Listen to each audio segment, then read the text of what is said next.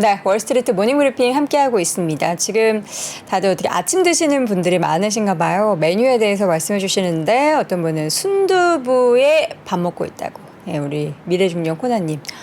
저도 개인적으로 순두부찌개 그 해물 들어간 거 굉장히 좋아하는데요. 칼칼하게 이제 추운 날 이런 거로 이제 속 뜨겁게 먹고 싶네요. 저는 아침에 빵, 그 밀도식 빵이라고 아시죠? 그거 이제 어머니께서 챙겨주셨는데 순두부찌개 먹고 싶네요. 자, 이분은 아침을 안 드셨을 것 같은데 과연 뭘 드시고 싶은지 궁금합니다. 미국 주식에 미치다 이항열 전문위원 함께합니다. 위원님 어서 오세요. 안녕하세요. 이항열입니다. 저는 막 군침이 돌아요. 배고파가지고.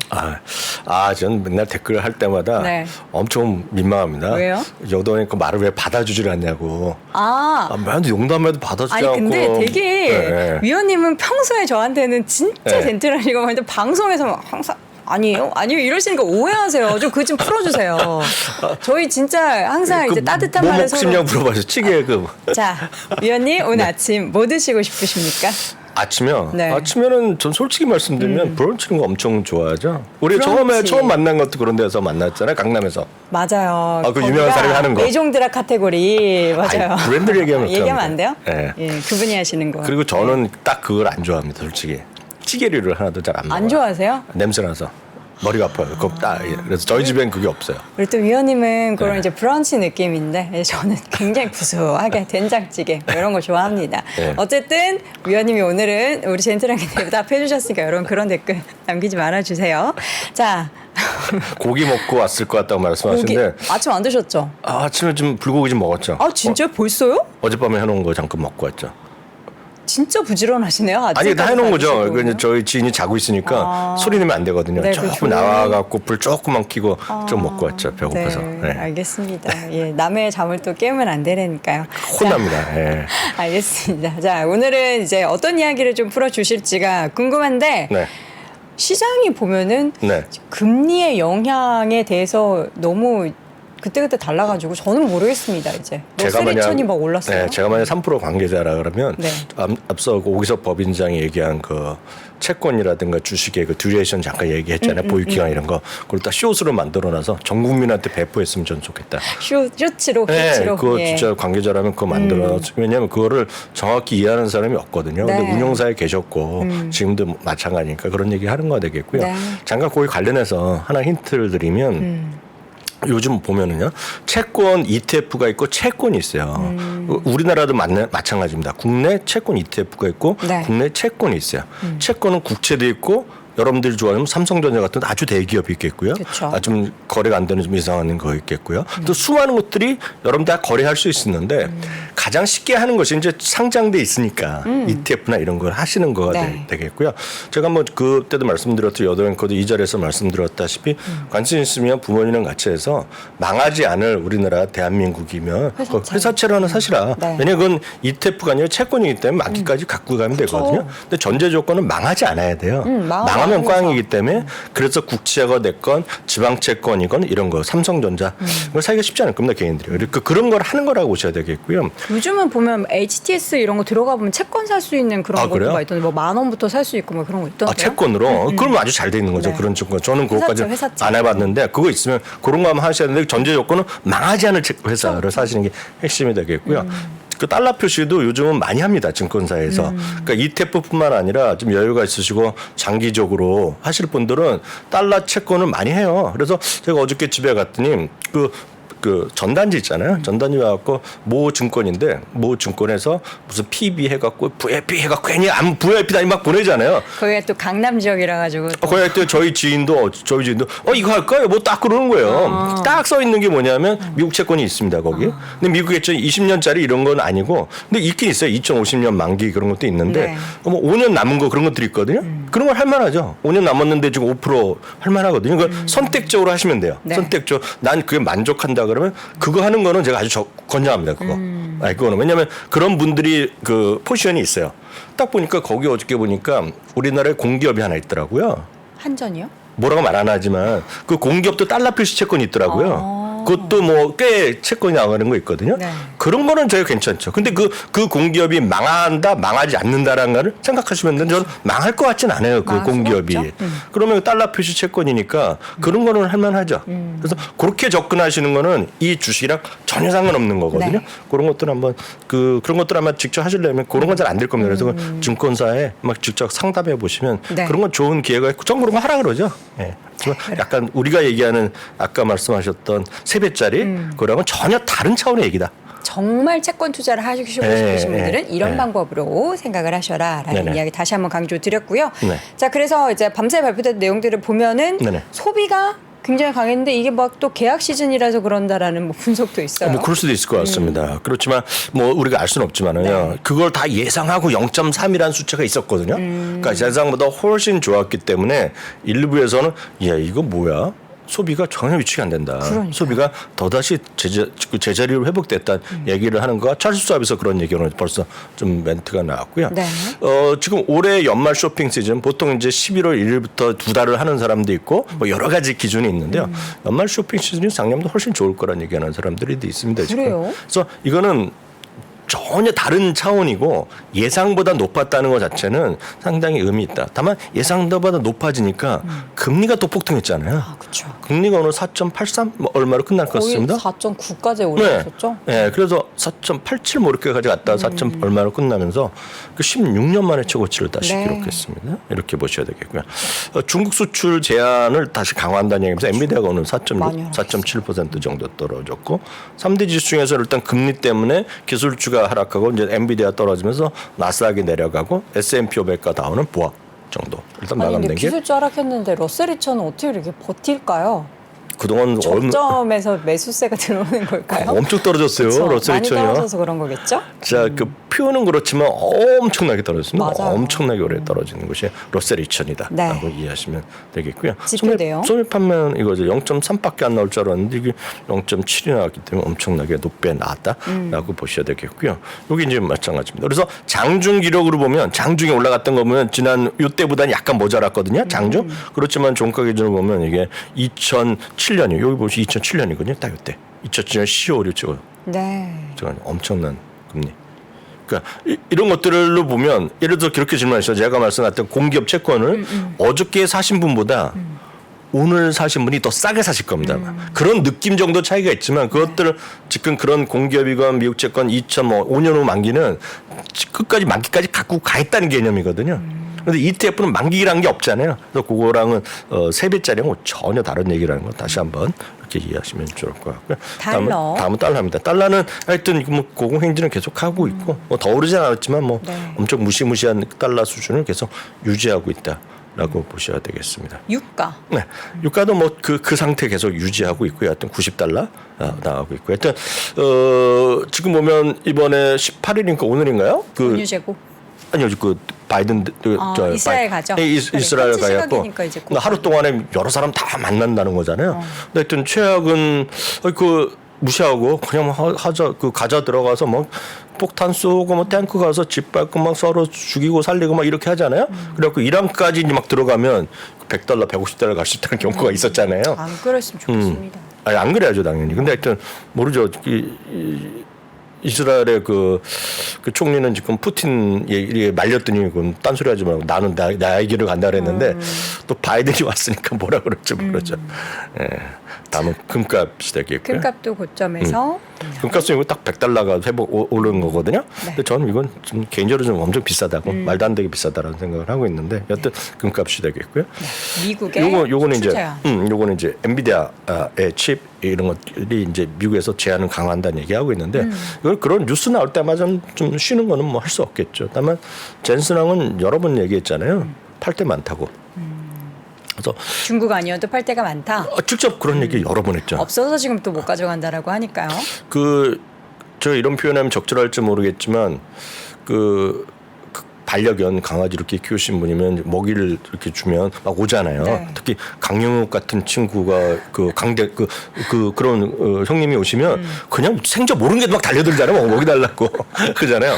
근데 그 정도가 아니라는 거죠. 지금 그거는 연못이나 이렇게 물 있는데 먹이 준다 그러면 그냥 새 방에서 뭔가 물고기 막 달려들죠. 네. 그런 느낌이 나는 거죠. 지금 엔비디아가. 지금 칩 이렇게 들고 있으면은 네. 원하는 사람들이 네. 크르르 몰려든다. 네. 그래서 하루 이틀 뭐 주가는 제가 모르겠고 다만 그 지난 분기 1분기도 네. 마찬가지 2분기도 마찬가지 이번 3분기에도 어닝 시즌의 꽃은 엔비디아가 결정할 거다. 엔비디아 앞두고 실적 발표 앞두고 지난 분기에도 한 2주 전부터 그냥 목표 주가 상향이 엄청 쏟아졌거든요. 네. 근데 이번엔 어떻게 할지 모르죠. 근데 이미 벌써 이번 어닝 시즌에 또 여전히 최고의 그 탑픽은 엔비디아는 친구들이 꽤 있죠. 네. 딱 그렇게들 이해하시면 좋을 것 같습니다. 네.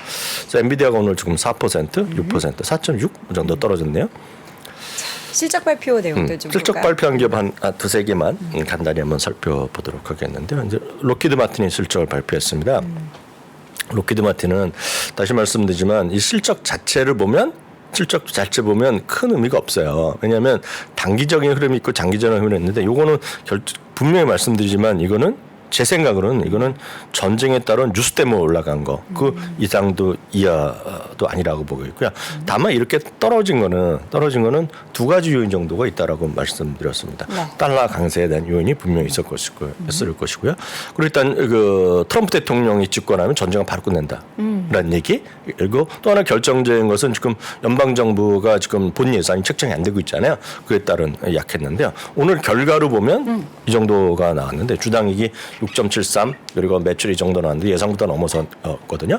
그래서 물론 많은 곳에 아직 나오지 않았지만 RBC라는 증권에서는 오늘 얘기한 거가 걱정보다는 훨씬 좋다. 멀쩡하다. 왜냐하면 예산 이런 것 때문에 안 좋을 줄 알았더니 매출 꾸준하네 얘기 나왔다.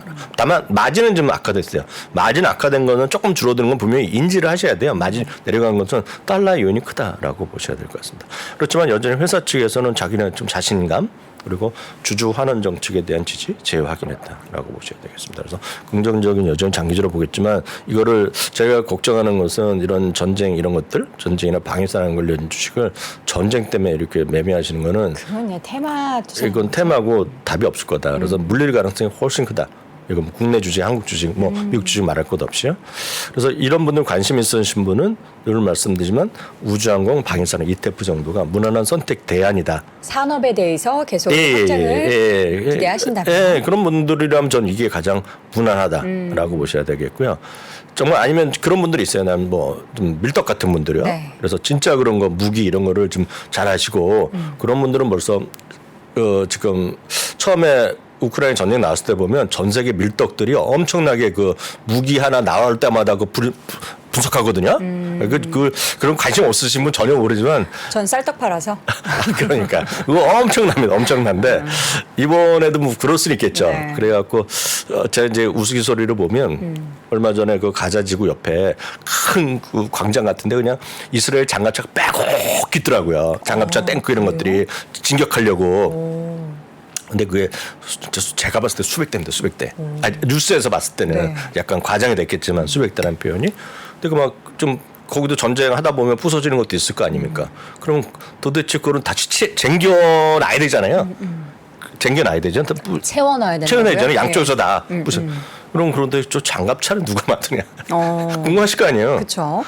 그래서 그런 거 좋아하시는 분은 하는 주식들이 저거는 있어요. 또 어떤 브랜드일 것이다. 아니, 저는 알지만 그거는 이제 그 중요한 게 아니기 때문에 그런 걸 찾는 분들 정도라면 해볼 만해요. 네. 그런 분들 그렇지만 지금 예를 들어서 F-35로 갑자기 달러를 줄 수 없잖아요. 그쵸. 그런 걸 하는 건 좀 아니다라고 보셔야 되겠고요. 여기 보유 종목은 이렇게 꽤 많은 것들이 들어있다라고 참고하시면 좋겠습니다. 네. 다음은 이제 뱅크 오브 아메리카 네. 그리고 골드만삭스가 오늘 실적을 발표했는데요.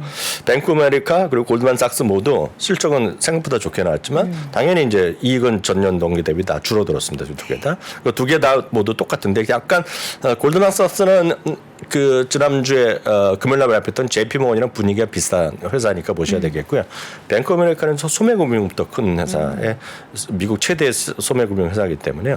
일단은 전체적으로 보면 다 좋았는데요. 여기 보시면 대선 상각 규모가 약간 증가세를 보고 0.35%가 나왔거든요. 그 비율이요. 네. 근데 요거가 이제 딱 JP모건이 얘기한 건 비슷합니다. 그래서 빅뱅크의 그냥 평균 수준입니다. 뱅크 오브 아메리카가요. 다만 지금 이 수준이 이번에 지역은행이요. 지역은행은 상당히 높을 가능성이 있다는 거죠. 그리고 이거는 대선 충당금입니다. Provision for Credit Loss라는 게 대선 충당금이 쌓는 건데요. 이것도 상당히 더 크로날 수 있는데 이것도 중소 지역은행과 그 큰 행과는 큰 차이가 있다라고 보셔야 되겠습니다. 다만 여기도 오늘 소비 같은 건 다 원만은 계속 좋아지고 있지만 소비가 늘어나면서 크레딧 카드 사용이 늘어나면서 크레딧 단세로 돈을 못 갚는 사람은 여전히 높아지고 있다. 그럼 다 똑같은 얘기했다라고 보셔야 되겠습니다. 다만 소비가 워낙 굳건하고 뭐 이런 것들 재확인 했다라고 이해하시면 되겠고요. 아니 코스트코는 언제 다시 또 52주 신고가까지 갔어요? 그 진도를 빨리 나가셔갖고 깜짝 놀랐습니다. 뱅크 아메리카. 네. 그래서 뱅크 아메리카, 골드만삭스 다 비슷한 흐름이라고 일단 이해하시면 되겠고요. 그렇죠. 52주 신고가인데 코스트코 오늘 또 신고가. 아니 저희가 얼마 전에 여름에 막 코스트코가 약간 좀 부진합니다. 뭐 이런 얘기했던 게 엊그제인 것 같거든요. 제가 또 열심히 가지고 있었다. 이상한 날부터 열심히 가고 와. 있는데 이거는 그 말씀드렸다시피 월마트가 올해 훨씬 강했거든요. 네. 근데 지금까지를 보면 또 코스트코가 더 수익률이 올해 좀 더 위에가 있는데요. 그러네요. 월마트랑 코스트코의 가장 큰 차이는 역시 코스트코의 품목수가 훨씬 적다는 게 핵심입니다. 그리고 마진율이 한 8%밖에 안 됩니다. 코스트코는요. 네. 아시겠지만 우리나라든 모르겠지만 월마트의 평균 마진율이 막 20%, 25% 정도 나오거든요. 근데 8%밖에 안 됩니다. 이건 그 물건을 팔아서. 그래서 이건 전부 다 이제 그래서 그 멤버십을 파는 그쵸. 거거든요.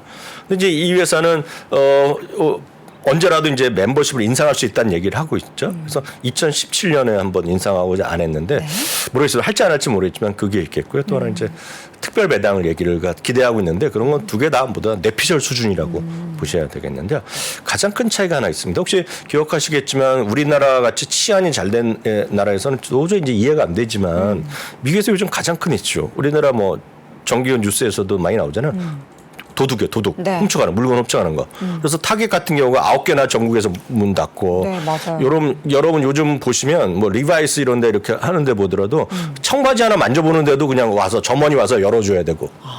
그런 거 많이 뉴스 그 정도로 이미지 많이 보셨을 것 같습니다. 네, 맞아요. 도둑 잡기 위해서 하고 이런 것들 많이. 도둑 털리고 막 그래서 명품 싹 다 가져가고 네. 몰에서 그런 일들이 많이 벌어지는 근데 미국이랑 우리나라 약간 개념이 다른데 어찌됐건 그런 것들을 하다 보니까 머리 아픈데요. 코스트코는 다른 데보다 물론 코스트코도 나쁜 사람이 있겠죠. 물건 갖고 도망가는 사람이 있겠죠. 점원들도 갖고 도망가는 사람 분명히 있겠으나 코스트코는 어찌됐건 회원제로 들어가잖아요. 회원을 확인하고 들어가잖아요. 그렇죠. 회원을 확인하고 들어왔는데도 거기서 이상하게 들어가는 사람이 다 있겠지만 거기에서 상대적으로 자유롭다는 얘기를 하는 겁니다. 코스트코. 이게 아무것도 아닌 것 같지만 그리고 또 하나가 한번 말씀드렸잖아요. 그 제프리스에서 조사해봤더니 자기가 생각하고도 이해가 안 되는데 왜 젊은 사람들이 대학생이 왜 코스트코에 멤버십을 가입하냐는 거죠 지금. 왜 가입해요? 절약하려고요. 아, 네. 이런 것들이 지금 코스트코의 문화라고 보셔야 되겠고요. 어떤 52주 신고가를 그러네요. 오늘도 기록하는 아주 특이한 모습을 보여주고 있습니다. 이 회사는 왜 이렇게 올라요? 프로그레시브? 기억나시죠? 기억이 안 나죠? 저 뭐라는 게 아닙니다. 우리 여돈 앵커가 농담하시는 겁니다. 뻔히 아시면서 프로그레시브랑 비슷한 게 트랜스타임. 네. 매 10년 주가 올라갔던 거. 네. 그런 손해보험회사거든요. 그러니까요. 미국 3대 손해보험사인데 이거는 어쩌면 당연해요. 집값이 많이 올랐죠. 자동차가 올라갔는데 그거 갖고 먹고 사는 애들이거든요. 그 자동차 값이 올라가니까 네. 보험료 올라가죠. 집값 생해서 올라가니까 하잖아요. 그렇군요. 보험. 지금 살고 계신 집에 아파트에 화재보험 이런 거? 화재보험 들어 있어요? 들어있겠죠? 그건 회사 자체들 아파트 전체적으로 있는데 개인적으로 하시냐고요? 모르겠는데요. 안 하셨을 겁니다 아마. 아니 근데 보통 안 하지. 미국은 모기지가 있기 때문에 대부분 요구하죠. 화재보험에 가입을 해라. 거의 대부분 요구를 하죠. 네. 그렇기 때문에 이제 이 판이 좋은 겁니다 우리보다. 네. 하여튼 이번에 실적 발표 긍정적으로 발표했잖아요. 프로그레시브 최고가. 이걸 리츠 중에 거의 유일하게 최고가가 있는 겁니다. 웰타워. 웰타워는 어르신들 있잖아요. 실버타운. 그러니까 그 고령화 사회 이런 네, 것들 네. 그런 것들 이런 것들이기 때문에 일단 52주 최고가는 리츠도 있다. 그러니까 리츠는 진짜 전체 리츠가 아니라 어떤 물건 분석이 잘 돼야 되는데 그 물건이 좋은 거다라고 일단 얘기하십니다. 웰타워 이름 되게 좋네요. 웰타운 이렇게 해서 저도 하나 우리나라에도 더 찍고 들어올래다 우리나라는 결국 못 들어왔죠. 왜냐하면 병원 같이 하는데 민영보험이잖아요. 민영병원이기 때문에 우리는 불법이기 때문에 못 들어왔죠. 우리는. 여기까지 하겠습니다. 자, 이렇게 해서 시장이 흔들리는 변동성 중에서도 계속해서 사상 최고가를 경신하는 기업들까지 이야기 쭉 들어봤습니다. 월가의 소식 오늘도 미국 주식에 미치다 이항영 전문위원과 함께했습니다. 위원님 고맙습니다. 네, 감사합니다. 외환위기 오는 거 아니에요? 금융위기 오는 거 아니에요? 이런 질문들을 좀 굉장히 많이 받았었습니다. 탐욕이 되게 강했을 때 위험자산으로서의 극단적인 쏠림이 나타나고, 공포감이 극에 달했을 때 안전자산으로서의 극단적인 쏠림이 나타나거든요. 과거의 일이 미래에 똑같이 일어난다 이건 아니지만, 그때 당시에 위기 상황에서는 어떤 공통점들이 있었는지를 보면서 우리가 대비를 하는 방법도 고민해 볼 수 있고요. 과거를 제대로 이해하는 순간 위기의 실체가 드러납니다. 오건영의 현실 경제 이야기를 서점에서 만나보세요.